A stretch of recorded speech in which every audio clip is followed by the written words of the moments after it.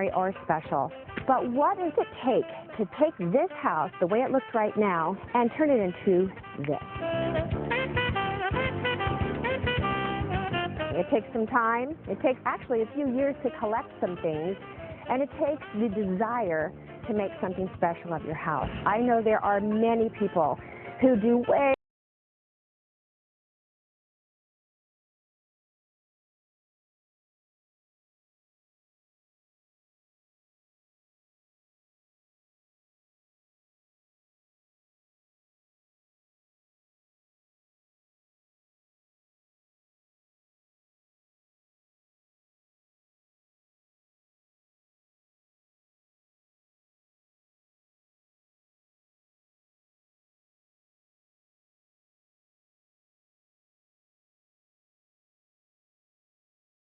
out on your own. You probably don't have very much.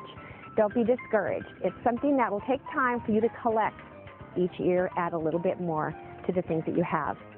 Another little tip, something that I do, is I take photos each year of my outdoor Christmases. And the reason I do that is I then print them up the following year when I'm getting ready to do my design, and I lay them out and I go, okay, what did I like last year? What worked? What didn't work? What looks better? And each year I just try to improve it. There are some online websites. One of them that I like is christmasdonebright.com, and that's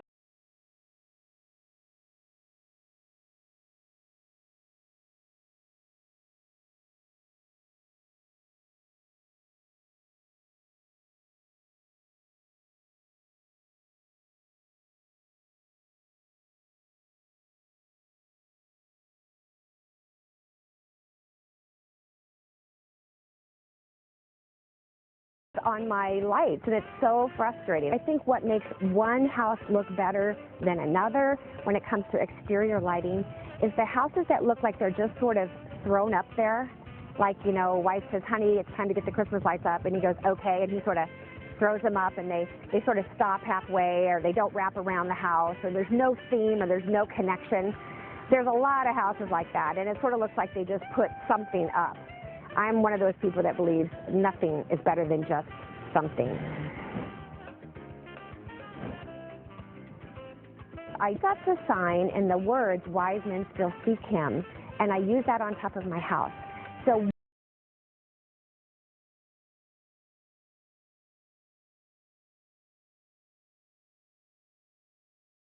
birds. So I kind of sort of subtly play out the Christmas story from the Bible in my yard without being a nativity scene and without being offensive to those who would be offended. So that's what I did. Now, you may want to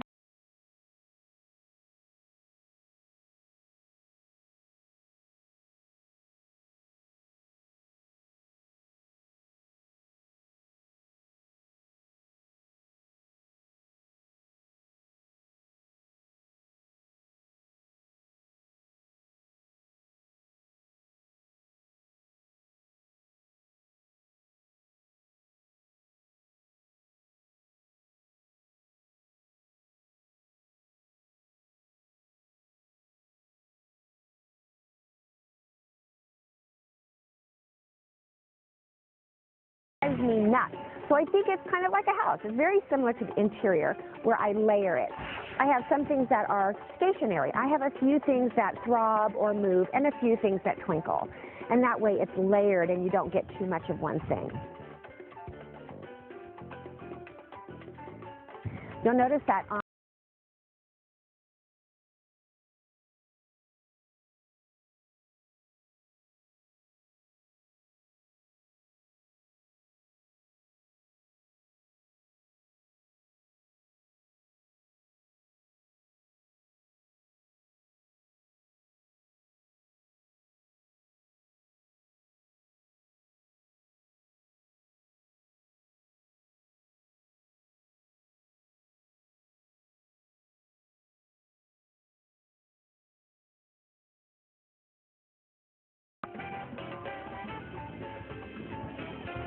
there's outdoor ribbons, outdoor balls. Now the outdoor balls and ornaments are plastic, and that's what I'd recommend for your wreaths or anything that you're going to use any kind of ornament.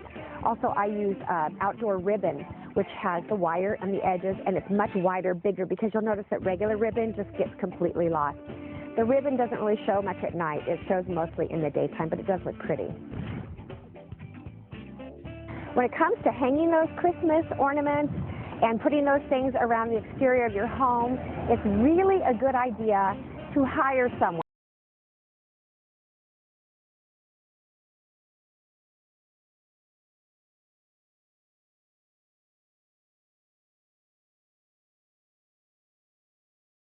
Because he didn't understand me, so I climbed up on the top of the roof myself, and I took care of matters. For years, we had a tradition in our family that on Thanksgiving weekend, we would start putting up the Christmas decorations, both inside and out. Now I've noticed that my children, my sons, are somehow completely missing the weekend of Thanksgiving. They're skiing, they're someplace. They're actually out of the country.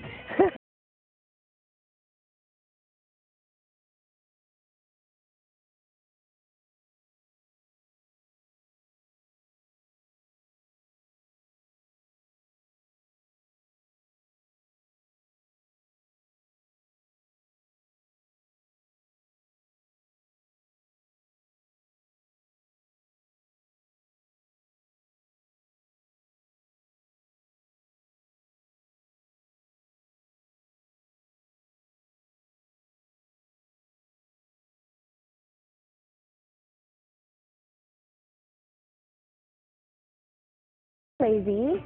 Are you kidding me? Take your Christmas lights down. How hard is that? Or hire somebody. But do not leave those up. I just think that is the tackiest thing. And then some people in my neighborhood, they actually, I think their lights are